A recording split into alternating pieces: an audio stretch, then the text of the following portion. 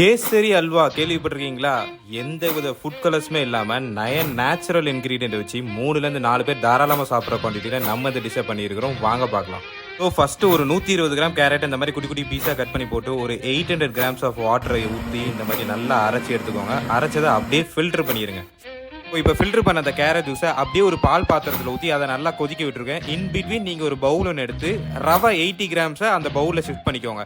இப்போ இந்த வீடியோவில் தெரியுதுல, இந்த மாதிரி நல்லா கொதி வந்ததுக்கு அப்புறமா அதை அப்படியே ஆஃப் பண்ணிவிட்டு அந்த கேசரி பவுல் ஒன்று வச்சுருந்தோம்ல, அதில் இந்த கேரட் ஜூஸை அப்படியே ஷிஃப்ட் பண்ணிடுங்க. இப்போ மொத்தமாக ஒரு 10 நிமிஷம் அந்த பவுலை டிஸ்டர்பே பண்ணாதீங்க. அப்பப்போ இந்த விஸ்கை வச்சு லைட்டாக கிண்டி மட்டும் விட்டுக்கோங்க. 10 நிமிஷத்துக்கு இதை அப்படியே விட்டுருங்க. இப்போ ஃபஸ்ட்டு எப்போ போல் ஒரு பேன் ஒன்று எடுத்துக்கோங்க. பேனில் வந்து 50 கிராம்ஸ் நெய் ஊற்றிக்கோங்க. நெய் கொஞ்சம் லைட்டாக ஹீட் ஆனதுக்கப்புறம் முந்திரி பருப்பை போட்டு நல்லா அந்த வீடியோவில் தெரியுற மாதிரி அதை ஃப்ரை பண்ணிக்கோங்க. ஸோ நெக்ஸ்ட் வந்து நம்ம அந்த பவுலில் ரவை இந்த கேரட் ஜூஸ் எல்லாம் போட்டுருந்தோம், அதை அப்படியே இதில் ஷிஃப்ட் பண்ணிக்கோங்க.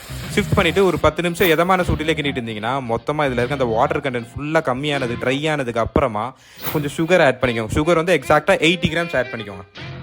சுகருக்கு அடுத்தது பார்த்தீங்கன்னா நீங்கள் டூட்டி ஃப்ரூட்டி ஆட் பண்ணிக்கலாம். அதுக்கப்புறம் அந்த ட்ரை கிரேப்ஸ் ஆட் பண்ணிக்கலாம். ஸோ இதை நல்லா அப்படியே நீங்கள் ட்ரை பண்ணிக்கிட்டே வந்தீங்கன்னா ஃபைனலாக உங்களுக்கு வீடியோவில் தெரியுதுல, இந்த ஒரு பதம் கிடைக்கும். இந்த பதம் கிடைச்சதுக்கப்புறமா நீங்கள் ஸ்டவ் அப்படியே ஆஃப் பண்ணிடுங்க. உங்கள் டிஷ்ஷு ரெடி.